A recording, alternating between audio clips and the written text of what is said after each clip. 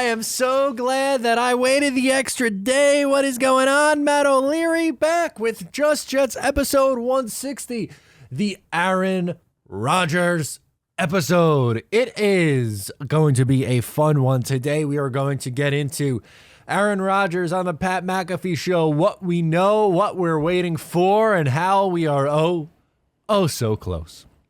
Before we get into the show, we got a word from our sponsors. This is a public service announcement. Manscaped now has beard products and is going even further with their brand new Weed Whacker 2.0. Go ahead and tell the world the leaders in below the waist grooming are traveling north of your South Pole with their revolutionary grooming products. The new Weed Whacker 2.0 and their new beard line confirms they have all the best tools for your hygiene toolbox. Time for the upgrade.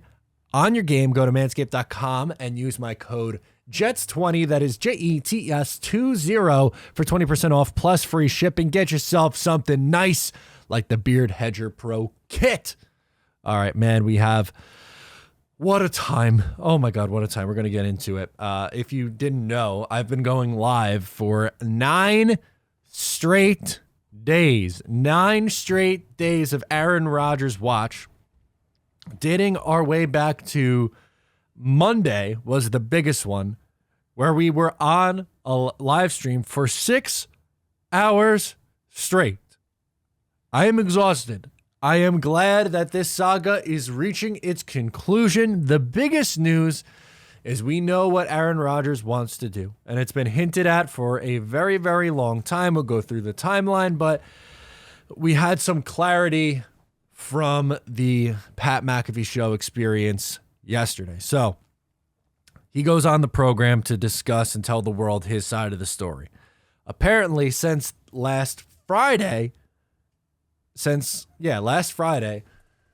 Aaron Rodgers' indication has been that he is going to play and that he wants to play for the New York Jets. Now, Monday rolls around and you get the Trey Wingo tweet. If you don't know what I'm talking about, Trey Wingo, formerly at ESPN, now works for a digital company. I believe it's PFN. He tweets out that Aaron Rodgers is going to happen to the New York Jets. History is going to repeat itself, just like in 2008. He's going. Now, players react. They think that's the done deal. Dove, Kleiman, whatever the hell his name is.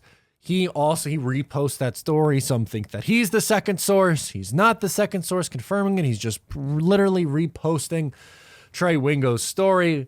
No one else able to confirm it. Adam Schefter, Ian Rappaport. It's like, it's close. It's leaning that way, but it's not done yet.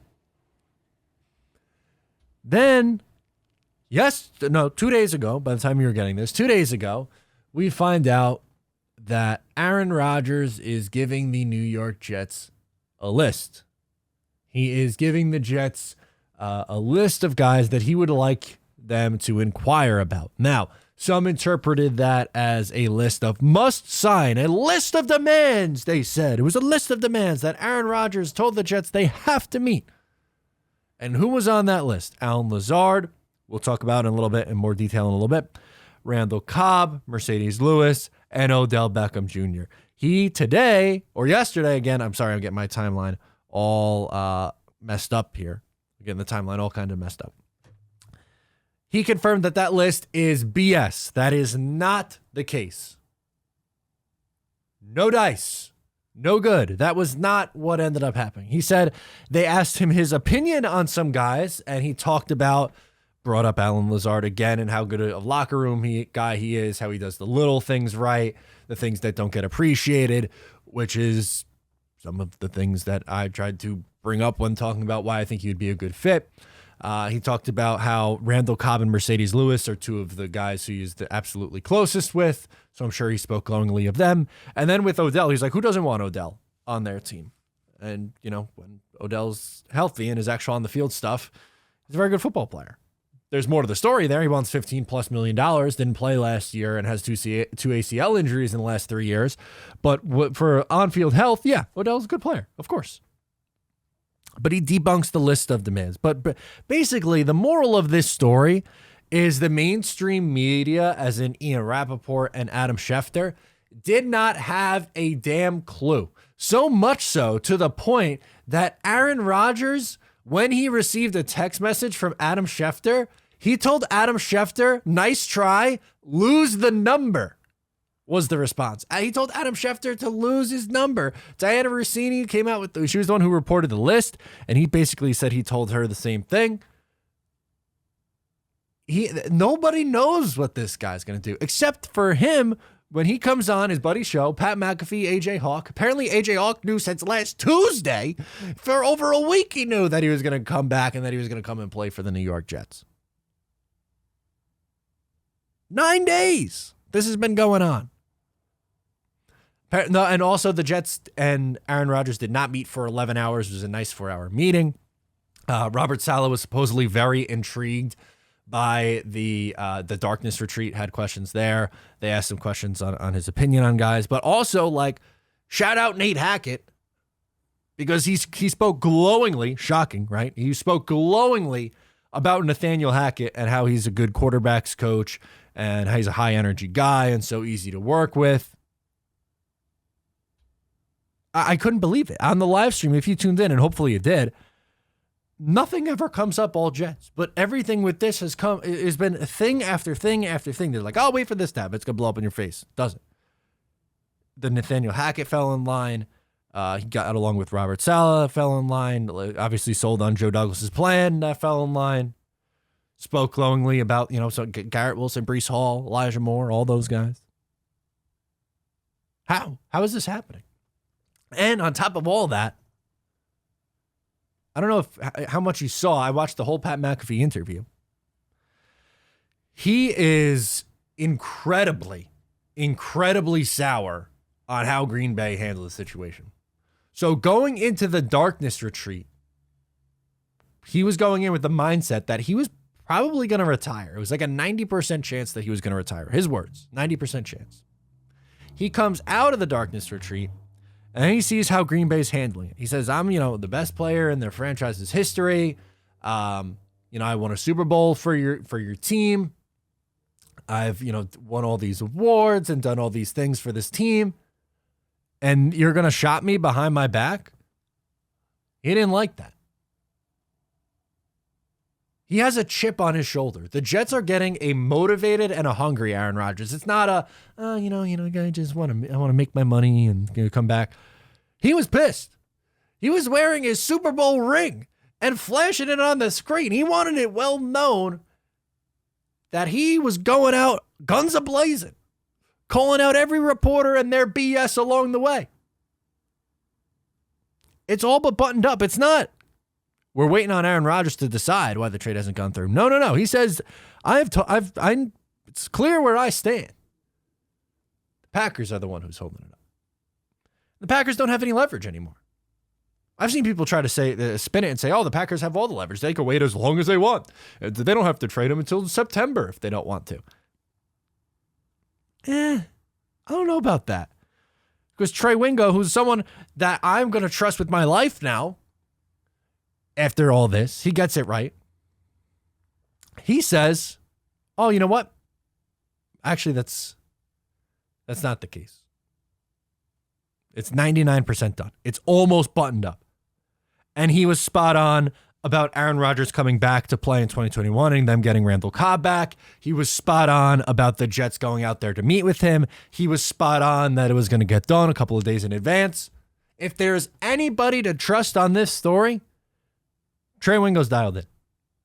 He's got it. There's no other way around it.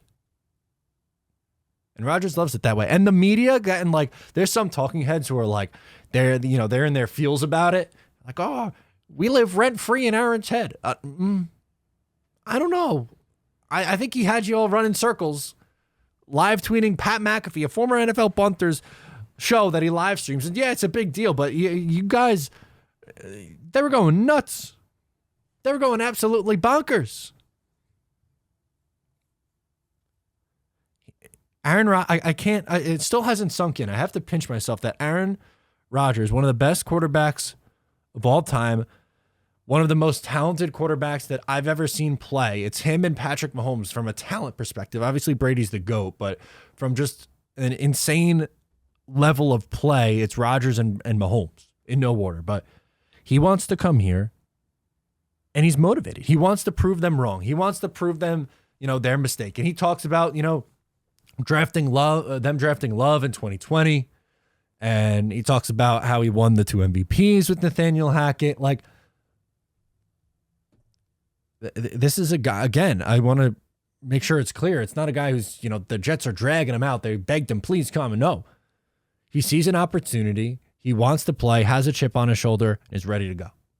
Now, he wouldn't answer some of the fun questions, like, is he going to wear the number 12? He said there's a time for that. He's like, now's not the time for that. I'm telling my story. But, yeah, holy freaking, I almost cursed. I tried to reel it in on the show. Holy goodness gracious. Oh, my God. Aaron Rodgers wants to come and play for this team. Now, it's not all the way over the finish line, but he's made it clear publicly where he stands. So now the pressure's on the Packers to do what's right by their guy, the guy who won them their Super Bowl, the guy who they love, right? It's time. They got to figure it out.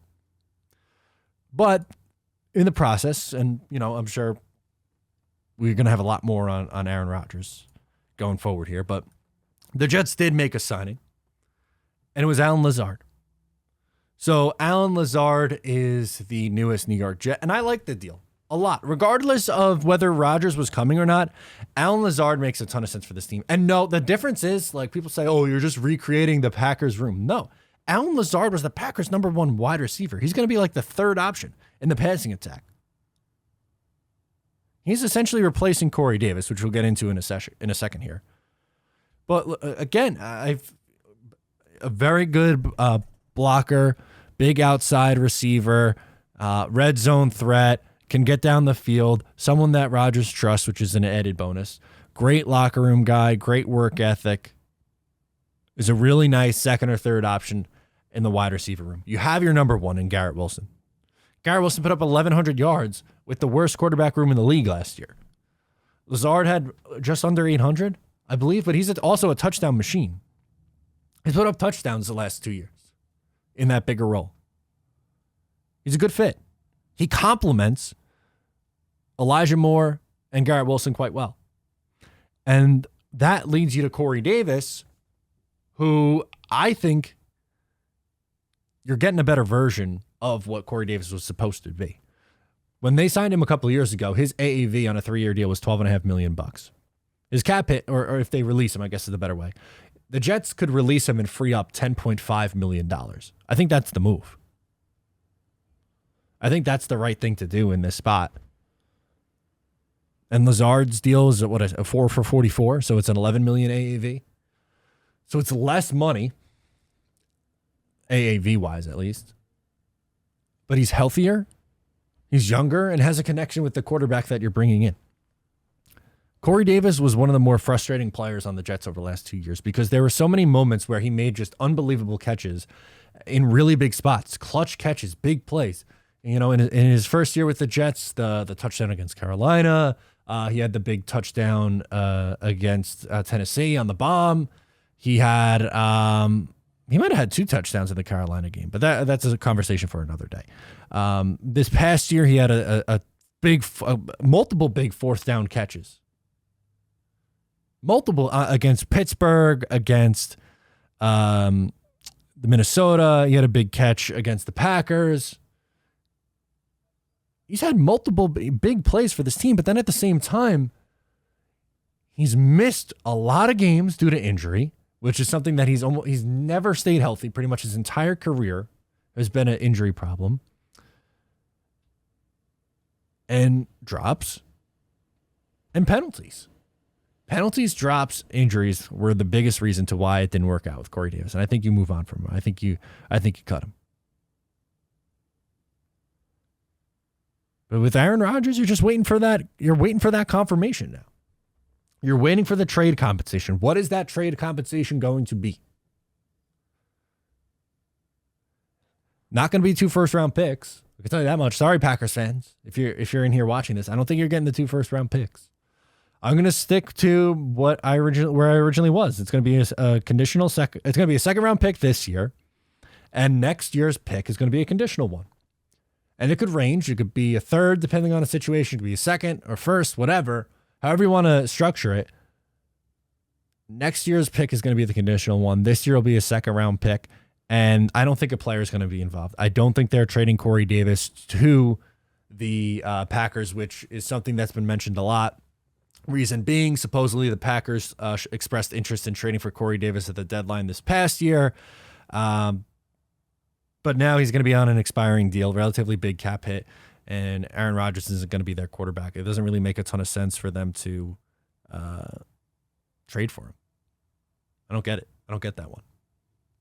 But right before hopping on this recording, the Jets lost a free agent. So we can get into a little bit of that before we have your voicemails. Only a couple voicemails this week. It's light on the voicemails, which is all right, but we gotta get those voicemails in. I'm sure you're gonna want to have your reactions to the Aaron Rodgers news, and we'll be able to do more content and more coverage, obviously, as the days and the weeks go on, depending on how long this thing goes on for. Hopefully, there's a resolution ASAP. Who knows? Maybe this could be even a dated episode. Maybe this is going to be out of touch because he does sign. And I'll have to record something and slap it on the end or slap it in the beginning. But the Jets lost Sheldon Rankins, which is, he's a depth player. He got a 1-year deal, but for relatively good money to go to the Houston Texans. Not super surprising. They have money to toss around. They were interested in him. He'll probably have a bigger role there than he did with the Jets this past year. Good for him. He had a really nice year. He got paid big money. I would have been willing to go up to probably $7 or $8 million, but 10.5, that's a lot for a guy like him. Solid player. Again, I don't know if I would go that high, to be honest with you. But the Jets really do have to figure out a way to bring in some depth on the interior defensive line. And I know that's not a sexy position. I know that's not a position that a lot of people want to talk about. Because you have Quinn and he's your star there on the interior. But after that, Sheldon Rankins gone. Nathan Shepard's also gone. He went to sign with the New Orleans Saints. So another rotational guy on that interior is gone. Nathan Shepard, one of the few last remaining Mike McCagnon draft picks on the New York Jets, which is shocking. He was a 99-year-old 6th round pick when he was drafted back in, 2018. He was with the Jets for a long time. Now is going to test his luck in New Orleans. So the Jets do need, I'm going to say, probably one in free agency and then also in the NFL draft. You need to add more there on the interior of that defensive line. And it's not a crazy spend, but it's something that I think they still need to do. And there are some things that they still need to do left in free agency. Interior defensive line depth. Nate Herbig's gone, so maybe depth on the interior of the offensive line. I don't expect them to spend big at like offensive tackle or anything like that, but you could look to sign a center. I think makes a lot of sense, bringing in a veteran quarterback in Aaron Rodgers. And then you could still maybe draft a center in the draft and have him sit behind Ben Jones as someone whose name gets brought up a lot. And I know you're probably tired of me saying that name on a stream or on the channel or wherever. But the reason why that one I think makes so much sense is he has the Todd Downing, the relationship. Again, I think that one makes sense for this team, but they still need to do more. Maybe another safety. Linebacker, I don't expect them to really be that active on in free agency, although who knows, maybe Quan Alexander comes back at the right price. Still more work to be done, but the biggest thing, for obvious reasons, is figuring out what the heck the plan is at the quarterback position. We know the plan. It's Aaron Rodgers, and Aaron Rodgers wants to come here. We are just waiting on official word of what the actual compensation is for this trade. If we get it while we're recording, I'll react. Or if not, we'll go about it when the time is right and when it comes. But for now, it's a little bit of a waiting game, which sucks. The waiting isn't, ideal. But Aaron Rodgers wants to play for the New York Jets. That's the world that we're living in right now. And I love it. It's awesome. So without further ado, let's hop into those voicemails now. First one is Devin calling in from Nevada. Let's do it. What's going on, Matt? Devin from Nevada here calling in, but this one's not football related, okay? But still, please hear me out, okay? Sure. I need your help, Matt. I know you're quite the ladies' man, but I need your opinion, okay? All right, here we go. So the big dance is coming up, okay? 2 months ago, I asked out the hottest girl in school. All right, I have a big crush on her. I've always liked her, okay? Ariana Rodgers, okay? And I asked her out, and I said, hey, let me know what you're thinking. And she said, hey, I'll get back to you, but I won't leave you hanging, so I'll let you know what my decision is. And I said, okay, that's cool. I respect it. You know, she's a beautiful girl. I got to court her. You know, I can't just go right at it like a savage. You know, I got to finesse it. So I said, okay, you let me know, all right? Now, that was 2 months ago, okay? And here's the thing, Matt. The big dance is coming up, okay? And now Ariana Rodgers, she's still the hottest girl in school, you know, but I was also looking at this other girl who's really beautiful, okay? And her name is Lamar Jackson, all right? And now Lamariana, I mean, she's younger, she's in better shape, you know, she's beautiful, right? But she's not Ariana, you know what I mean? So out of respect for Ariana, I wanted to wait for her, but the dance is coming up, man, and she hasn't given me any news. And so at this point, I don't know what color dress she's going to wear. I don't know what tie I should wear. You know, I don't know if I should get what color corsage or whatever. She doesn't answer me. She doesn't give me any hints. There are no clues, Matt. I'm hurting over here, man. The big dance is coming up, and I feel like I'm being taken for a schmuck by Miss Ariana Rodgers, while Miss Lamariana and, you know, some of my other beautiful my other friends are out there in the market. I can't even ask them, hey, you know, what time you guys going to the dance? I can't even plan with them because I don't know what's going to go on with my main plan with Ariana. You understand what I'm saying here, Matt? I really need help, and I'm starting to feel like Ariana's taking me for a ride, and I feel disrespected by Ariana. And even if Ariana does want to go with me at this point, I kind of feel like she doesn't take me seriously, and it may not work out. I think I may just be better off by taking out a pretty girl like Lamariana, or I don't want to say Jacoby. She's not that pretty, but I'm thinking of another girl, Matt, okay? Don't like the way that Ariana's playing with me and my emotions. You know what I mean? I'm a grown man, and she has me waiting for 2 months. So I need some help. I need some advice, Matt. What do you think, buddy? Go Jets, man. I can't wait for this Ariana person for much longer. So I need a resolution here, pal. Thanks. That was fantastic. That genuinely laughed out loud. So many great bits in there. That was great.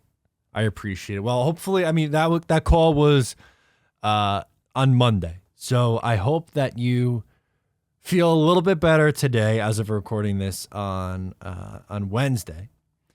But, you know, I understand where you're coming from. If for whatever reason the Aaron Rodgers didn't work out and he wasn't going to come to the New York Jets, I'd be right there with you. I'd say, yep, you pivot, you move on to Lamar Jackson. And there's risk involved with Lamar Jackson. He was injured the last 2 years. He's missed 5 games each of the last 2 years. You're going to have to give him a ton of guaranteed money, big contract, and that would definitely cost you 2 first-round picks, where Aaron Rodgers, more than likely, he's not going to cost 2 first-round picks. I'm not saying no, don't do it. My preference is still Aaron Rodgers, and obviously that's where the Jets are. And with Lamar too, Baltimore has the opportunity to accept or match. Sorry, that's the word I was looking for. To match whatever offer on the contract that you give him. So if you said, all right, we're going to give you, 4 years, X amount of $1 million to play football, he signs it, and then Baltimore matches it, he goes back to Baltimore, then what do you do? Because Mike White's in Miami, Baker Mayfield's in Tampa, you have Jacoby Brissett signed in Washington. Somebody went to Atlanta. I forget who. It doesn't matter. Heineke, pretty sure. Then you're screwed. Then you're really screwed. But as a pivot point, I understand the nerves. I was there on Monday. It was scary. It was very scary. We were having a tough time. But it seems like it's trending towards the end, which is a major win. Thank you, Devin, for calling in. That was awesome. So let's go to Peter in the beautiful Hudson Valley, who wants to talk about Pat McAfee, Aaron Rodgers, all that stuff. Let's go. Hey, man. It's Peter from up in the beautiful Hudson Valley of New York, or should I say snow-covered valley, Snow-covered. after all the snow we received on Tuesday. Not upstate New York, in my opinion. That's above us, like Syracuse, central New York, as we were talking in the chat yesterday. But anyway, calling in because I think today's the day. Pat McAfee show, 1 o'clock, as you've already noted. Hopefully, with Rodgers on, we all get off of our ledges. We all can relieve our anxieties, and we all can finally take a breath and see if Rodgers is going to be a Jet at this point. And if the trade goes through, what type of compensation. So hopefully not giving up too much to get him. And we can finally start to build the rest of the team around him. And it's great to see that they had gotten Lazard. That's a good piece, regardless of whether they had gotten Rodgers or not.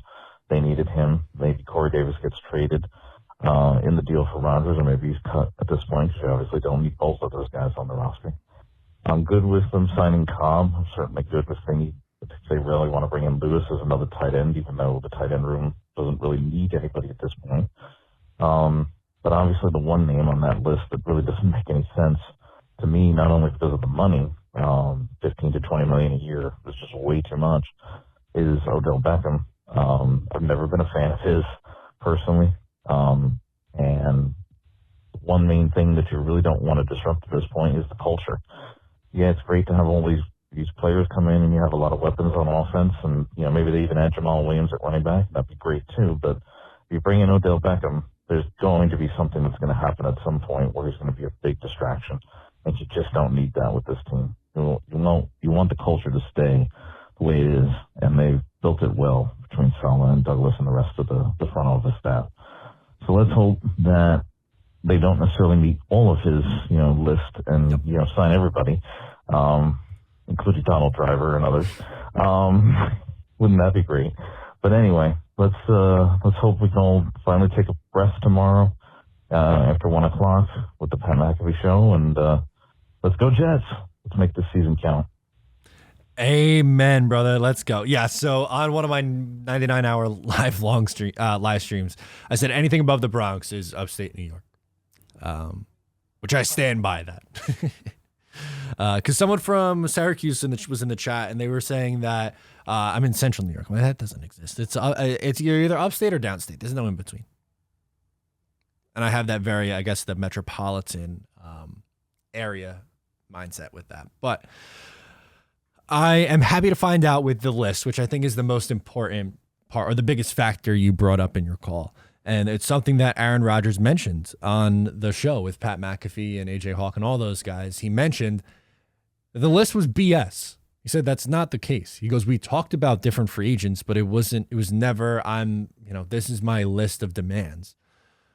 And he went through each guy. He's like Alan Lazard. He's like a really great teammate. And the other two, Mercedes Lewis and Randall Cobb, like even if they did bring in those two guys, it's wide receiver 5 and tight end 4. Are we really going to get bent out of shape over those two guys in minimal roles like that? They're going to make $2.5, $3 million in that range combined, the two of them. Randall Cobb would be the Berrios replacement. And a lot cheaper version of Braxton Berrios. I know he's older, but he's older, but he's someone that he's comfortable with the quarterback. And if Mercedes Lewis pushes Kenny Yeboah off the roster, so be it. That is what it is.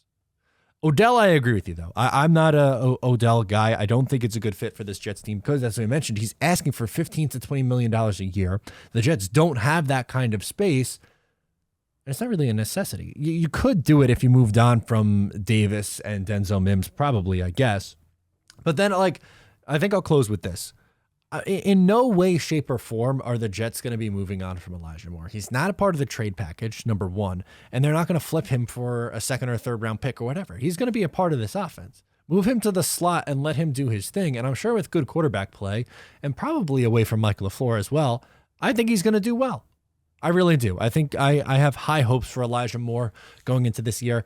I don't think the Jets are trading him. I really don't. Davis, Probably gone. Agree. Corey Davis, more than likely gone. And that's okay because they replaced him with a younger version who's going to fill that role, and I think fill it better, to be completely honest with you. Again, I am very, very happy with the result of today. We're waiting on the Packers to budge on trade compensation, and that's it. But Aaron Rodgers wants to come back in 2023. He wants to come to the New York Jets. It is going to be a hell of a season coming up. I cannot wait for all the content, everything we could dive into, watching this team play. Oh my God, Aaron Rodgers running out of the tunnel on opening day. Hell yeah. Let's go. It is time. Win some football games. You have the longest playoff streak, longest playoff drought, I guess is the better way of saying it. The longest playoff drought in the league.